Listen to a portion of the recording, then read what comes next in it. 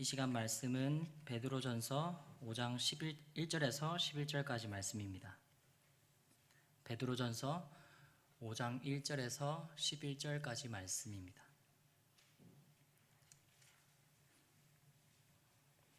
제가 가진 성경으로는 신약 383페이지에 있습니다. 저와 여러분이 교독하여 읽도록 하겠습니다. 너희 중 장로들에게 권하노니 나는 함께 장로된 자요 그리스도의 고난의 증인이요 나타날 영광에 참여할 자니라.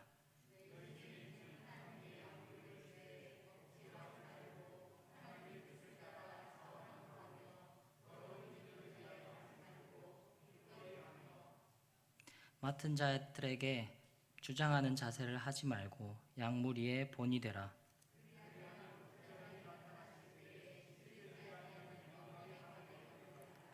젊은 자들아 이와 같이 장로들에게 순종하고 다 서로 겸손으로 허리를 동이라. 하나님은 교만한 자를 대적하시되 겸손한 자들에게는 은혜를 주시느니라.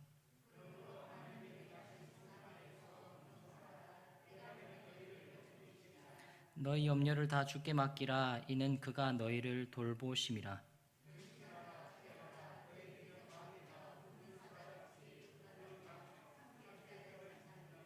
너희는 믿음을 굳건하게 하여 그를 대적하라. 이는 세상에 있는 너희 형제들도 동일한 고난을 당하는 줄을 알미라.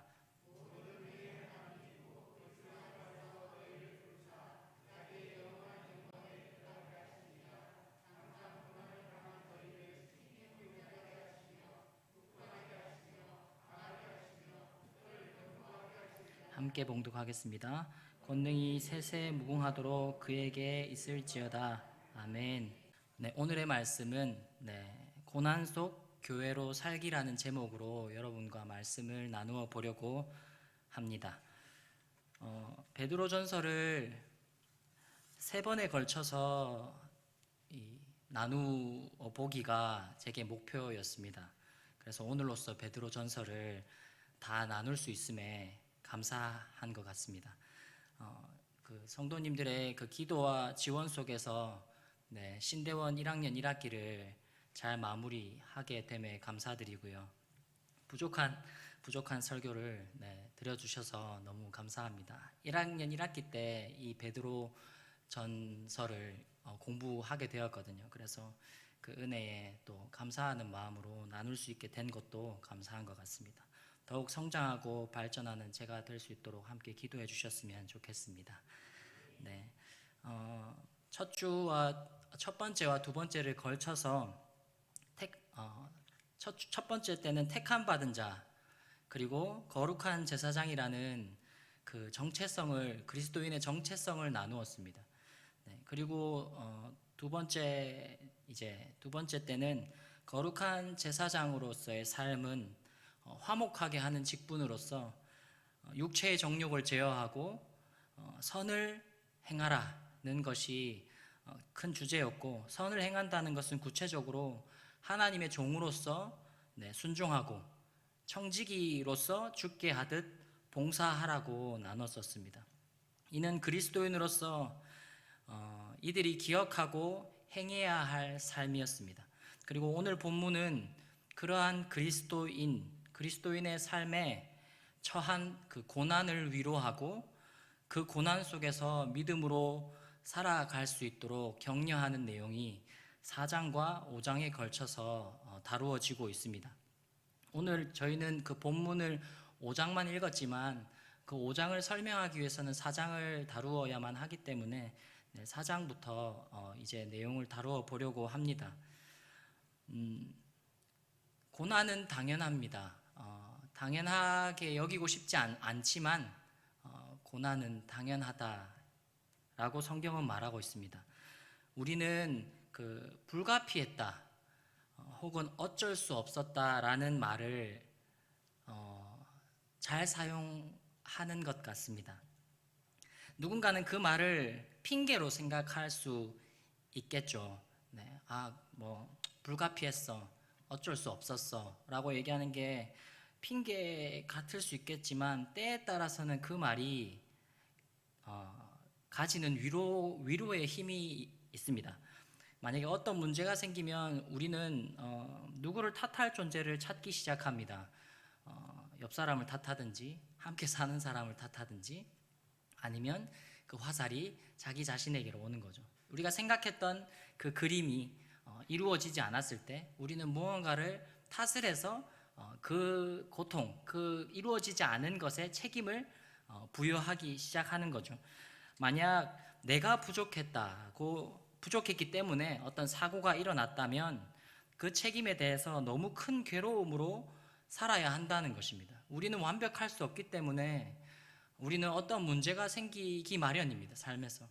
근데 그러한 상황 속에서 그렇게 괴로워하는 나에게 누군가가 그 상황이 어쩔 수 없었다라는 말은 그 상황에 갇히지 않고 빠져나와서 다시 일상을 대할 수 있게 하는 놀라운 회복의 말이지 않을까 생각해 보게 됩니다. 베드로는 이 편지를 받는 자들에게 그리스도인의 고난은 이상한 것이 아니다라고 얘기를 하고 있는 것과 같은 의미일 것입니다. 12절 말씀입니다. 오늘 읽은 4장 12절 말씀입니다. 사랑하는 자들아, 너희를 연단하려고 오는 불시험을 이상한 일 당하는 것 같이 이상히 여기지 말고 라고 말씀하고 있습니다. 오히려 13절에서 뭐라고 말하냐면 고난에 참여하는 것으로 즐거워하라 라고까지 말하고 있습니다. 저는 한때 모든 이들에게 맞춰주는 사람이었습니다. 그게 마치 예수님이 말씀하시는 자기 부인으로 생각했었기 때문입니다. 여기서는 이 사람에게 맞추고 저기 가서는 저 사람에게 맞추고 나의 어떤 유익을 구하지 않는다라는 어떤 그 좋은 뜻 안에 여기서는 이 사람에게 한없이 부어주고 저 사람에게는 저렇게 한없이 부어주고 했었습니다. 그러나 사람의 관계는 영원하지 않았습니다. 한순간의 오해나 100번 참고 100번 맞춰주다가 한 번 내 속 얘기를 말했는데 그 한 번으로 인해서 관계의 공든탑이 무너지는 것을 경험하면서 억울함과 허무함을 많이 느끼곤 했습니다. 열심히 살았으나 열심히 사랑한다라고 사랑을 실천했다고 생각했으나 어디서도 날 받아들여주지 않는 것 같은 무가치한 존재같이 느껴질 때가 있었습니다. 그러나 그것이 모든 사람에게 좋은 사람이 되고자 했던 제 욕심이라는 것을 깨닫게 되었습니다.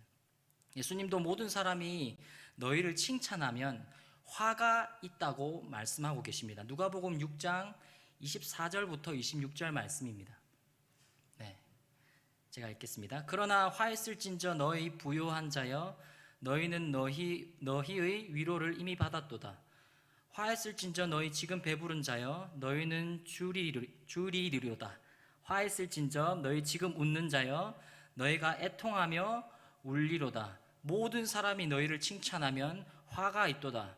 그들의 조상들이 거짓 선지자들에게 이와 같이 하였느니라 라고 말씀하십니다. 사람들에게 맞춰졌던 것은 예수님을 따른 것, 즉 자기 부인을 한 것이 아니었습니다. 모든 사람에게 인정받고 싶은 철저한 자신의 욕심, 제 안에 연약했던 욕심이었음을 깨닫게 되었습니다.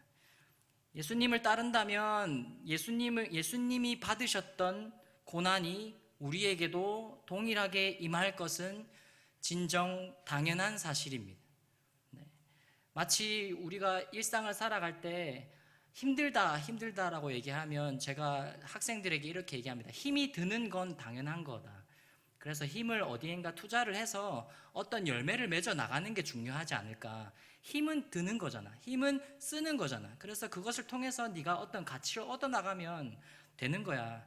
힘든 건 당연한 거야. 힘든 자들한테 그렇게 얘기하면 많은 청년들이 힘을 얻고 위로를 얻는 것을 사람들은 힘들지 않아야 한다라고 생각을 하는 거죠. 근데 힘이 드는 건 당연하다. 그 힘을 투자하고 나면 반드시 쉬어줘야 되는 것도 당연한 거다라는 걸 얘기했듯이 마찬가지로 예수님을 따른다는 것은, 예수님을 믿는다는 것은 예수님이 받으셨던 고난이 우리에게도 동일하게 임할 것이라는 것은 자명한 사실이다라는 것입니다.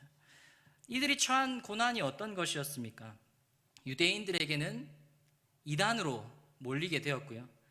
로마인들에게는 선동의 무리로, 선동의 무리로 우리의 왕은 예수님이다.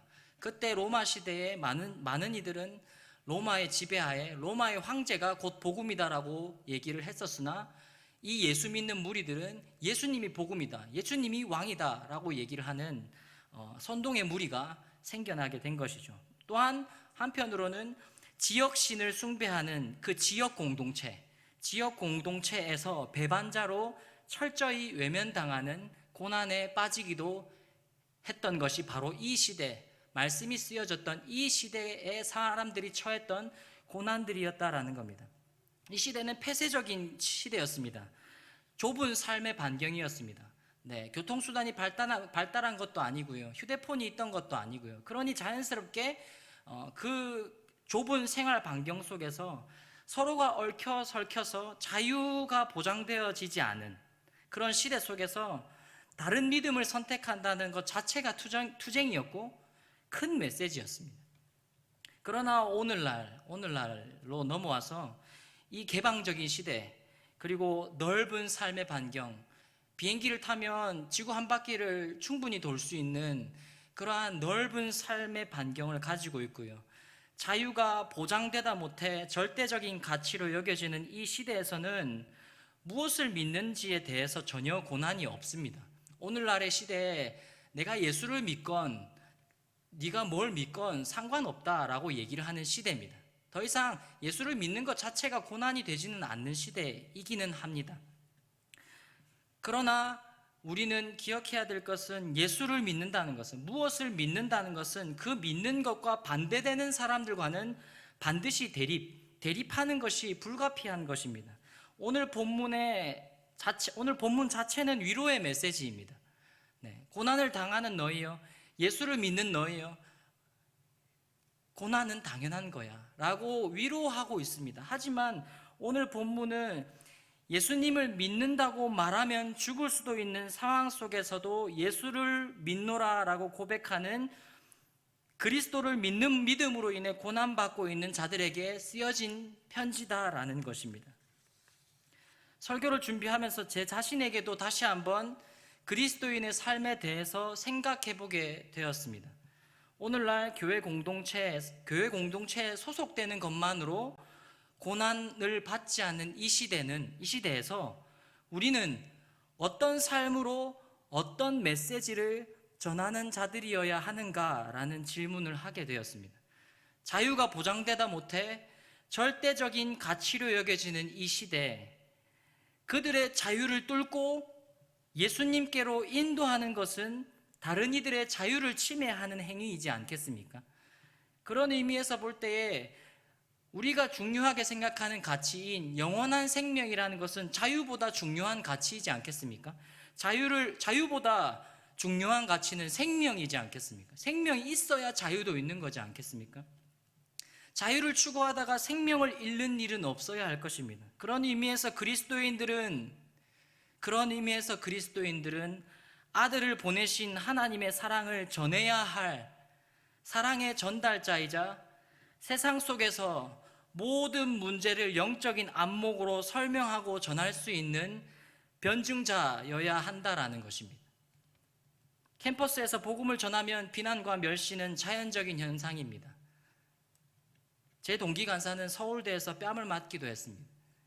오늘날 얘기입니다. 그렇게 주님을 따라 살아가면 고난을 받는 것은 예나 지금이나 사실은 동일한 이야기일 것입니다. 자연스러운 이야기일 것입니다. 베드로는 질이 다른 고난에 대해서도 언급합니다. 오늘 말씀 4장 말씀입니다. 4장 말씀, 제가 표시를 안 해왔네요. 4장 15절 말씀입니다. 제가 읽겠습니다. 너희 중에 누구든지 살인이나 도둑질이나 악행이나 남의 일을 간섭하는 자로 고난을 받지 말려니와 라고 말씀하고 있습니다. 이것은 질이 다른 고난입니다. 잘못을 해서 악행을 했기 때문에 고난을 받지 말아야 할 것이다 라고 분명히 베드로는 믿는 그리스도인들에게 말씀하고 있습니다. 우리의 믿음이 당해야 할 고난은 그리스도의 이름으로 치욕을 당하는 것이어야 한다라고 분명히 말씀하고 있습니다. 믿음이 시작되었다는 것은 믿음이 시작되었다는 것은 마땅히 받아야 할 고난을 받는 것입니다. 베드로는 이 땅에서 고난 받는 것을 연단의 불시험으로 표현하며 오히려 연단되고 좋은 결과물에 이르게 되는 과정으로 해석하고 있습니다. 12절 말씀입니다. 사랑하는 자들아 너희를 연단하려고 오는 불시험을 이상한 일 당하는 것 같이 이상히 여기지 말고. 고난받는 삶의 결론은, 이 땅에서 예수님의 이름으로 고난받는 삶의 결론은 주님의 최종 심판대 앞에서 그 믿음으로 구원을 받는 것입니다. 다시 한번 말씀드리겠습니다. 예수님의 이름으로 고난받는 삶의 결론은 주님의 최종적 심판대 앞에서 그가 살았던 그 고난받는 삶, 믿음으로 구원을 받는 것입니다. 반대로 고난받는 삶이 없다는 것은 결국 최종적인 심판에서 불시험이 아니라, 일시적인 불시험이 아니라 불못에 던져지게 되는 것입니다. 4장 17절 말씀입니다. 보여주시겠습니까? 함께 읽겠습니다. 하나님의 집에서 심판이 시작할 때가 되었나니 만일 우리에게 먼저 하면 하나님의 복음을 순종하지 아니하는 자들의 그 마지막은 어떠하며. 심판이 시작이 되었습니다. 그러나 모든 믿는 자들, 그리스도인들도 심판을 받습니다. 심판을 안 받는 게 아니고 심판을 받습니다. 그러나 오늘 이 베드로는 무엇을 말하냐면 우리의 심판은 이미 시작되었다. 이미 믿음 가질 때부터 시작이 되었다. 이 땅에서의 고난이 곧 최종적 하나님의 종말의 시대에 심판이 시작되었다라고 표현하고 있습니다. 그러나 그 고난이 도리어 축복이 되고 우리의 믿음은 더욱더 연단되어지는 과정으로서 설명하고 있는 것이지, 우리가 영원한 그 불못에 빠질 위협이 있다라는 어떤 그런 두려움의 이야기는 아닙니다. 그렇게 이 베드로는 그리스도인에게 고난은 즐거운 것이며 기뻐해야 하며 복이 있는 자라고 위로하고 있습니다. 그리스도로 고난받는 자와 하나님의 영이 함께 하시기 때문입니다. 옳은 길을 걸어가고 있는 자들에게 하나님의 영이 그들과 함께 하지 않겠습니까? 베드로는 예수님을 믿음으로 고난을 자초하며 살아가는 자들을 향해 5장 말씀, 오늘 읽은 본문 말씀 5장 말씀을 통해서 최종적인 권면으로 편지를 마무리하고 있습니다. 앞서 얘기했다시피 오늘의 말씀은 위로의 말씀입니다. 고난받는 너희여, 예수의 이름으로 고난받는 너희여, 고난받는 것은 당연하다. 베드로는 최종적인 권면을 하고 있는데 1절에서 장로를 향하여 말하고 있습니다. 근데 장로를 향하여서는 자신도 먼저 장로된 자임을 언급하며 일단 먼저 공감대를 형성하고요. 무엇보다 자신은 그리스도의 고난을 직접 본 자, 그리스도의 고난의 증인이라는 표현으로 권위를 가지고 있고, 이 믿음의 길을 따라감은 나타날 영광에 참여할 것을 전제로 권면을 시작하고 있습니다. 오늘 말씀의 1절 말씀입니다. 준비가 되진 않았지만 한번 같이 봉독하도록 하겠습니다. 5장 1절 말씀입니다. 너희 중 장로들에게 권하노니 나는 함께 장로된 자요 그리스도의 고난의 증인이요 나타날 영광에 참여할 자니라. 아멘. 이 고난의 삶이라는 것은 나타날 영광에 참여할 자들임을 전제로 마지막 권면을 시작하고 있습니다. 예수님께서 자신에게 명령하셨듯이, 여기서 말하는 자신은 베드로를 말합니다. 예수님께서 베드로에게 명령하셨듯이 베드로도 장로들에게 양 무리를 칠 것을 도전하고 있습니다. 오늘 말씀 5장 2절 말씀입니다. 너희 중에 있는 하나님의 양 무리를 치되. 이 말씀은 예수님이 베드로에게 하셨던 말씀입니다. 요한복음 21장 16절 말씀입니다. 또 두 번째 이르시되 요한의 아들 시몬아 네가 나를 사랑하느냐 하시니 이르되 주님 그러하나이다. 내가 주님을 사랑하는 줄 주님께서 아시나이다. 이르시되 내 양을 치라 하고. 아멘. 양무리를 치는 것에 있어서 특별히 세 가지를 권면하고 있습니다. 장로된 베드로는 장로된 자들에게 세 가지를 권면하고 있는데, 첫째로 양무리를 치는 것을 억지로 하지 말고 자원함으로 해야 한다라고 말하고 있습니다. 이는 주님께서 베드로에게 물어보셨던 네가 나를 사랑하느냐, 사랑한다면 내 양을 치라는 것과 일치하지 않는 것입니다. 억지로 한다는 것은 사랑과 어울리지 않는 단어입니다.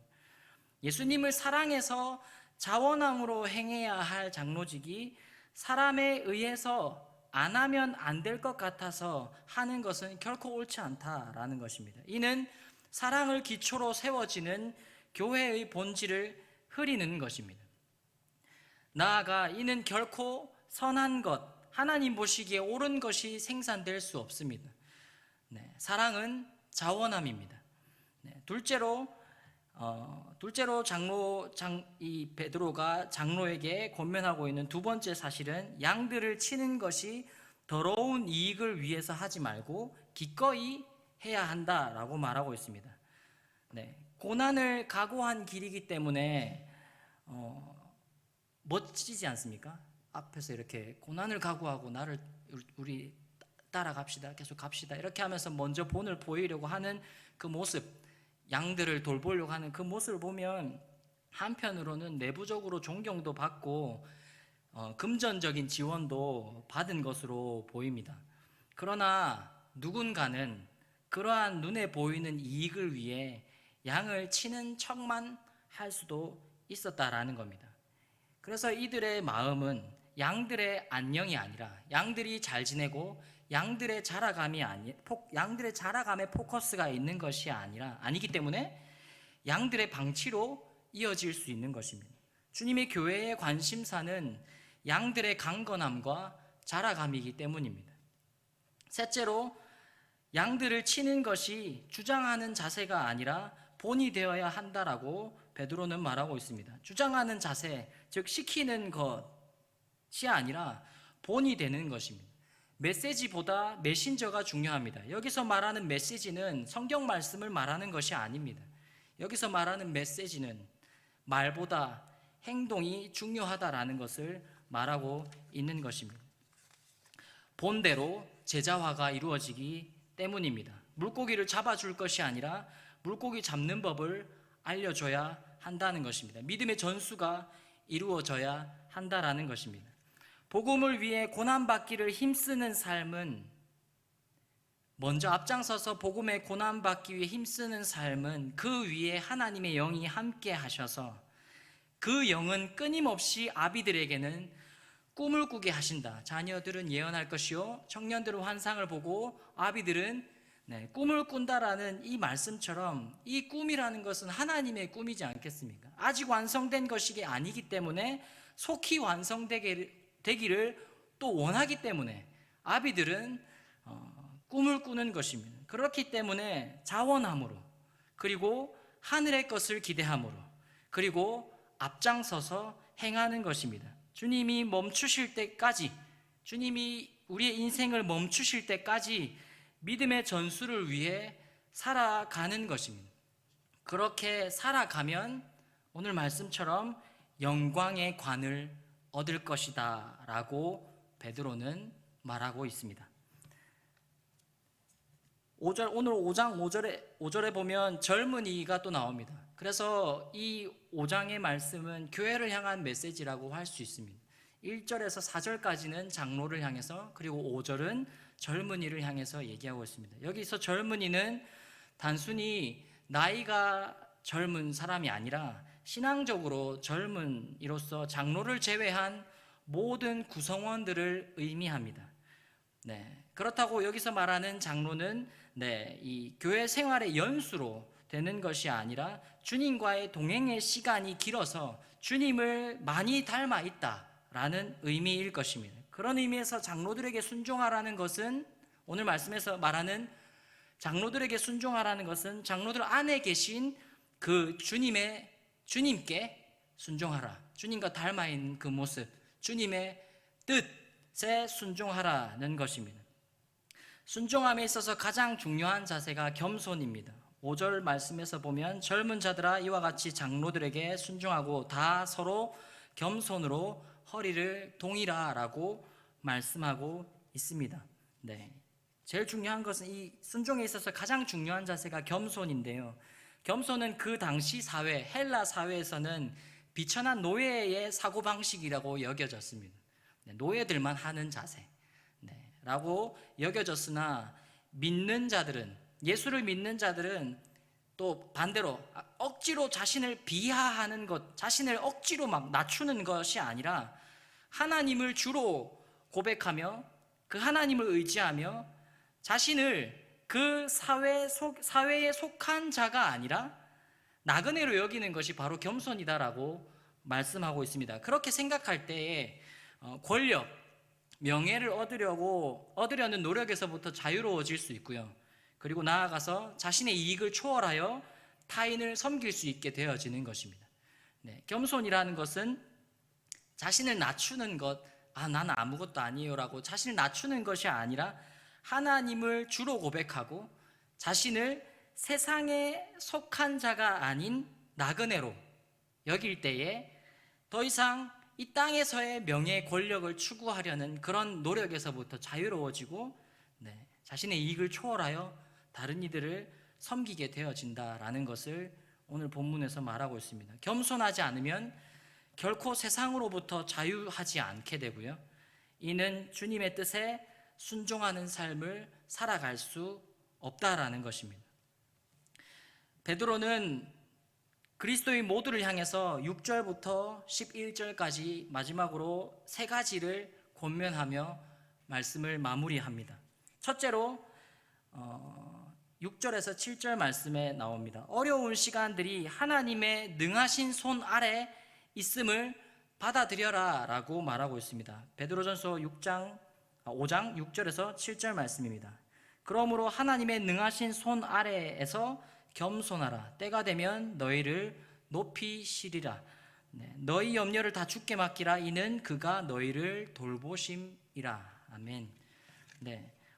첫 번째로, 그래서 베드로가 권면하는 첫 번째 권면은 어려운 시간들이 하나님의 능하신 손 아래에 있음을 받아들이는 것입니다. 겸손이라는 단어는 자신을 낮춘다는 의미로도 사용이 되지만 자신을 제대로 인정하고 자신을 받아들이는 것입니다. 교만이란 단어를 생각해 보면 자신의 능력을 과대평가해서 마치 자신이 세상의 중심이자 진리, 내 생각이 옳다라고 진리가 되는 것이기 때문에, 반대로 설명하면 겸손은 자신이 세상의 중심이 아니라 자신이 하나님의 피조물임과, 그리고 그 하나님이 자신을 사랑하심과, 그리고 하나님이 세상을 다스리심을 인정하고 여기는 것이 겸손이다라는 것입니다.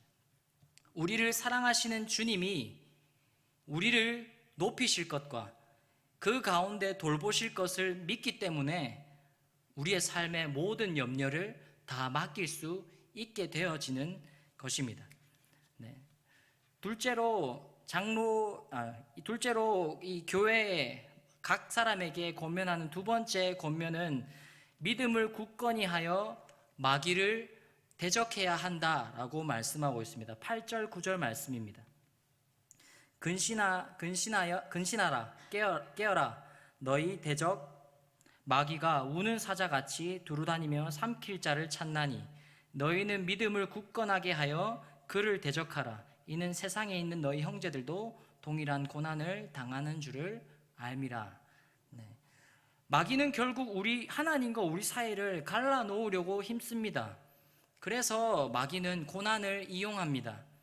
죽음의 위협 속에서 하나님이 마치 자신을 버리셨다라고 생각하게 만들어서 믿음을 배반하도록 부추기는 것입니다.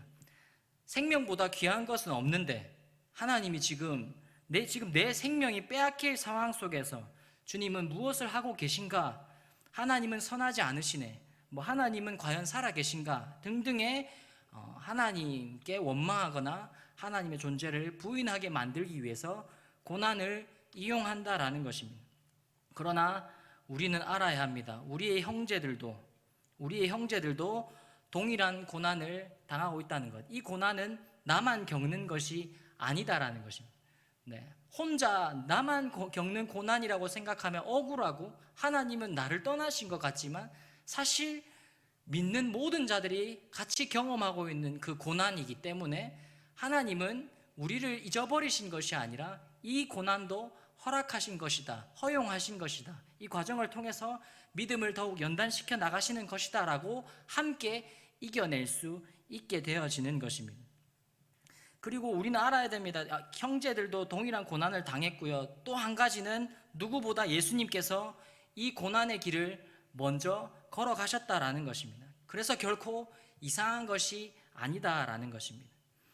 네, 셋째로 세 번째 마지막 권면입니다. 권능의 하나님이 온전하게 하실 것을 믿는 것입니다. 베드로전서 5장 10절에서 11절 말씀입니다. 네. 모든 은혜의 하나님 곧 그리스도 안에서 너희를 부르사 자기의 영원한 영광에 들어가게 하신 이가 잠깐 고난을 당한 너희를 친히 온전하게 하시며 굳건하게 하시며 강하게 하시며 털을 견고하게 하시리라. 권능이 세세 무궁하도록 그에게 있을지어다. 아멘. 네. 베드로는 이 말씀에서 영원한 영광과 10절에 나옵니다. 영원한 영광과 그리고 잠깐의 고난을 대비시켜 놓고 있습니다. 영원한 영광에 비하면 고난은 잠깐인 것입니다. 그리고 나아가 하나님의 권능이 모든 상황을 바로잡을 것이라고 믿는 것입니다. 영원한 영광이 그의 권능, 하나님의 권능 안에서 완성이 되어지면 더 이상 고난이 없는 삶을 살아가는 것입니다. 기대하십니까? 네, 하나님이 이루실 그 권능의 하나님께서 이루실 그 하나님의 나라, 더 이상 고난이 없는 그 나라, 네, 그 고난이 없는 삶을 살아갈 그 영원한 영광을 기대할 때에 이 잠깐의 고난을 이겨낼 수 있다라는 것입니다. 하나님의 권능으로 이루실 그 소망을 품고 이 고난의 시간을 잘 견디기를 베드로는 격려하고 있습니다. 네, 숨가쁘게 달렸습니다. 네, 결론하고 마무리하려고 합니다. 네, 베드로가 편지를 보낸 지역의 장로들과 젊은이들을 격려하듯이 우리는 서로가 서로를 격려해야 합니다. 네, 오늘 이 편지는 그 시대에 믿는 자들에게 쓰여진 편지입니다. 마찬가지로 우리의 믿음 생활도 서로를 격려하고 도전하고 해야 될 줄로 믿습니다. 홀로 신앙생활 할 수 없습니다. 그리고 고난은 홀로 이겨낼 수 없습니다. 만약 그 고난이 홀로 당하고 있다라고 여긴다면 얼마나 외로울까요? 네, 불의의 사고를 당해서 몸이 아프다든지 혹은 어떤 재정적인 어려움을 당한다든지 그때 몸된 교회가 서로가 겸손히 서로의 짐을 같이 져줄 때에 이 과정 속에서 이 험한 세상, 이 인생길 가운데서 함께 이겨내고 함께 그 하나님이 예비하신 그 소망을 향해 견디며 달려갈 수 있지 않을까요? 네. 믿음 안에서 함께 견디고 함께 짊어지며 함께 이겨내어야만 할 것입니다. 네. 믿음의 인생은 잠깐의 고난이 있다고 분명히 오늘 말씀에서 말하고 있습니다. 그러나 베드로는 영원한 영광의 소망이 있다라고 우리에게 말씀하고 있습니다. 권능의 하나님의 그 일하심을 믿으며 먼저 겸손히 내게 주어진 역할, 이 교회 공동체 안에서 서로 사랑하기에 힘쓰고 서로 격려하기에 힘쓰고 서로의 짐을 짊어져줘야 할 그 각자의 주어진 역할에 맞게 그의 몸된 교회로 살아가서 이 고난의 시간들을 잘 이겨내고 주님이 이루실 그 소망의 나라를 맞이하는 믿음의 사람들 되기를 간절히 소망합니다. 네, 마지막으로 베드로전서 5장 10절에서 11절 다시 한번 읽고 마무리하려고 합니다. 함께 읽겠습니다. 모든 은혜의 하나님 곧 그리스도 안에서 너희를 부르사 자기의 영원한 영광에 들어가게 하시니가 잠깐 고난을 당한 너희를 친히 하시며 굳건하게 하시며 강건하게 하시며 털을 견고하게 하시리라. 권능이 세세 무궁하도록 그에게 있을지어다. 아멘. 네, 아멘입니다. 네, 기도하고 마무리하겠습니다. 하나님 아버지, 좋은 사람이 되기 위해서 또한 고난을 싫어해서 세상과 양다리를 걸치거나 혹은 내가 걸어가야 할 믿음의 걸음을 외면한 채 살아가고 있지는 않는지 우리 삶을 돌아봅니다. 어려운 시간, 예수를 믿노라 고백하는 것만으로도 생명을 내놓아야 할 이 시대에, 이 말씀의 시대에 베드로는 그 믿는 자들을 향해서 영원한 영광을 말씀하며 그들을 위로하는 것을 보게 됩니다. 하나님, 우리에게는 그러한 고난이 없으나 하나님, 여전히 같은 고난이 우리에게 있어야 할 것은 우리도 동일하게 예수를 믿는 자들이기 때문입니다. 하나님 아버지, 예수를 믿는 자로, 하나님 사랑의 전달자로, 복음의 변증자로 우리의 삶을 살아갈 수 있도록 주님 인도하여 주시옵소서. 하나님, 언제나 말씀으로 모든 세상을 분별하고 바른 것을 가르쳐 지키게 하는 하나님의 제자로 살아갈 수 있도록 주님 인도하여 주시옵소서. 하나님 아버지, 이 땅 가운데 진리를 찾아 헤매는 자들의 삶에 복음을 전할 수 있는 믿음의 사람들 될 수 있도록 인도하여 주시옵소서. 메마른 영혼들의 이 광야와 같은 현실, 터진 웅덩이와 같은 삶을 살아가는 이 땅의 영혼들에게 무한한 사랑의 공급자이신 예수를 전할 수 있는 우리 모두가 될 수 있도록 인도하여 주십시오. 그 복음이 우리에게 맡겨졌사오니 그 고난, 그 복음을 전하면서 따라오는 그 고난은 영광스러운 하나님의 칭찬받는 수고하는 농부와 달란트 맡은 청지기 종의 모습과 같음을 고백하오니, 하나님, 우리가 이 맡겨진 삶을 외면치 않게 하시고 고난이 당연한 것임을 여기며 하나님, 믿음의 삶을 살아갈 수 있는, 우리를 통해서 생명이 살아나는 역사가 일어날 수 있도록 주님 인도하여 주시옵소서. 하나님, 그 나라를 꿈꾸며 기다리며 하나님 한 걸음 한 걸음 서로 격려하며 내딛는 우리 동부교회가 될 수 있도록 주님 인도하여 주시옵소서. 특별히 수련회 준비 중인 청년들을 위해서 기도하오니 그들의 삶에도 하나님 동일하게 하나님이 역사하시는 귀한 수련의 시간이 될 수 있도록 주님 인도하여 주시옵소서. 그들이 믿음 가지고 일어나 누구보다 열정적으로 하나님의 나라를 위해 살아갈 수 있는 믿음의 청년들 될 수 있도록 주님 인도하여 주시옵소서. 이 교회가 더욱더 역동적으로 하나님의 맡겨진 사명을 잘 감당할 수 있는 교회가 될 수 있도록 주님 인도하여 주시옵소서. 모든 영광 주님께 올려드리며 살아계신 예수님의 이름으로 기도드렸습니다. 지금은 우리 주 예수 그리스도의 은혜와 우리를 사랑하시는 하나님의 크고 넓으신 사랑하심과 성령의 교통하심이 고난 중에도 고난을 이기고 승리하여 고난의 증인으로 이 땅 가운데 살아 장차 우리 앞에 나타날 하나님의 영광에 참여하기를 간절히 소원하는 사랑하는 성도들 머리 위에 수련을 준비하는 청년들 위해 지금부터 영원토록 함께 있을지어다. 아멘.